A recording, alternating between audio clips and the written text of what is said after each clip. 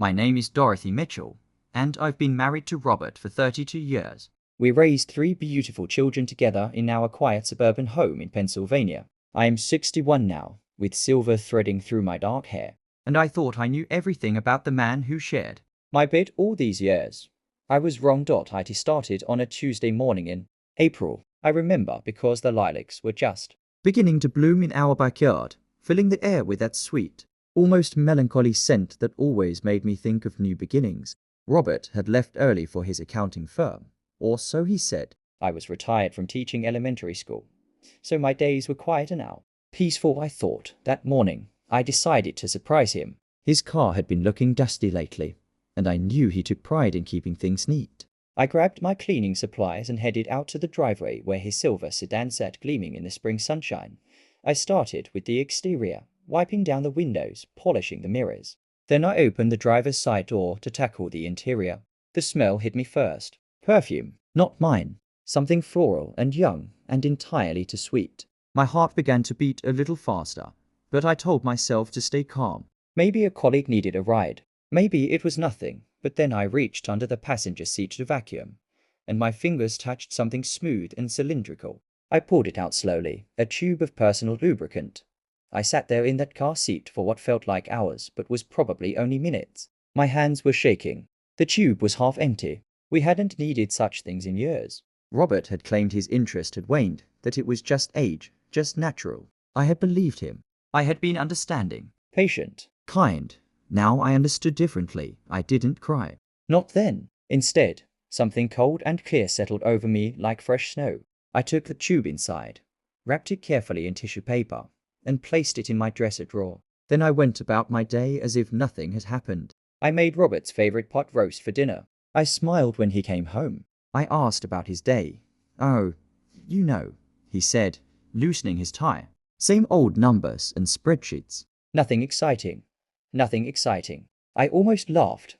Over the next week, I became a detective in my own marriage. I checked his phone while he showered. I found texts to someone named Amber, 29 years old, a new hire at his firm.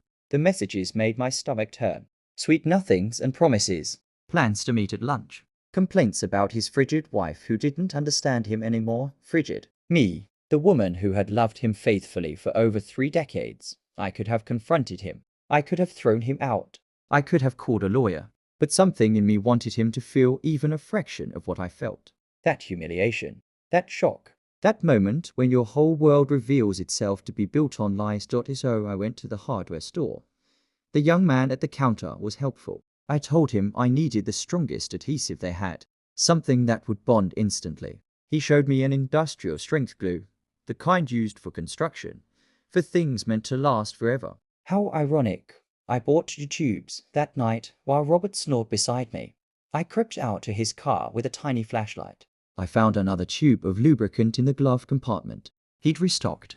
Of course he had. My hands were steady as I opened it, squeezed out the contents into a plastic bag, and carefully refilled the tube with the industrial glue. It looked identical. Same clear consistency. Same texture. I put it back exactly where I'd found it. Then I waited. 3 days later, on a Friday afternoon, I was in the garden deadheading roses when I heard the sirens. Fire trucks. An ambulance. They screamed past our house, and I felt my heart jump. Not with worry, with anticipation. My phone rang 20 minutes later. It was Margaret from across the street. "Dorothy, you won't believe what's happened at the Riverside Motel," she said, her voice breathless with scandal. "They had to call the fire department. A couple got stuck together. If you know what I mean. They're saying it's going to be on the news." "How awful," I said calmly, snipping another dead bloom. "How absolutely awful." Robert came home that evening looking pale, shaken. He went straight to the shower and stayed there for nearly an hour. I made dinner, set the table, poured him a glass of wine.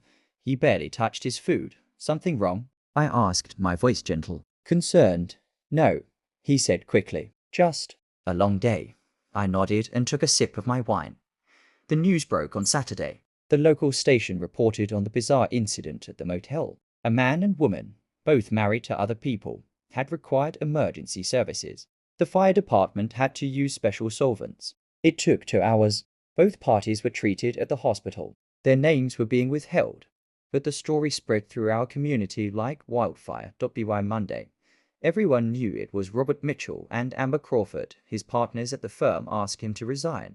Amber was let go immediately. Robert's face was everywhere. On social media, in whispered conversations at the grocery store, at church, he tried to explain. He cried. He begged. He said it was a mistake, a midlife crisis, a moment of weakness. He said he loved me. That Amber meant nothing.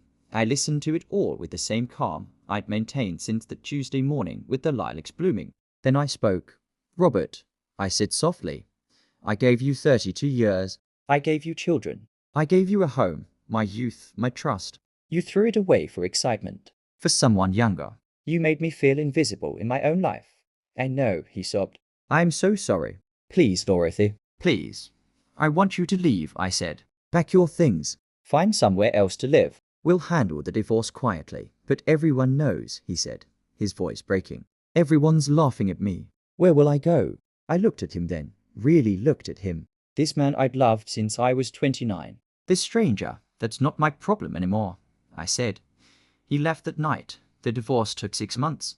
I got the house, half his retirement, and my dignity back. Robert moved to another state, trying to escape the reputation that followed him like a shadow.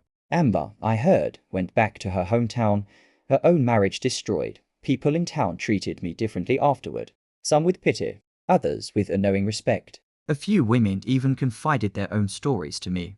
Suspicions, betrayals, small humiliations they'd endured in silence. I'm 62 now. The lilacs bloomed again this April, and I sat in my garden alone, drinking tea and watching the birds. My children have been supportive, though shocked. My grandchildren still visit every Sunday. I don't regret what I did. Not for a moment. Some people might say it was cruel, vindictive, beneath me. But sometimes kindness to yourself means refusing to be anyone's fool. Sometimes love means knowing when it's been poisoned beyond saving. Robert lost his dignity in the most public way possible. But I found something more valuable. I found myself again. And that's worth more than any marriage built on lies.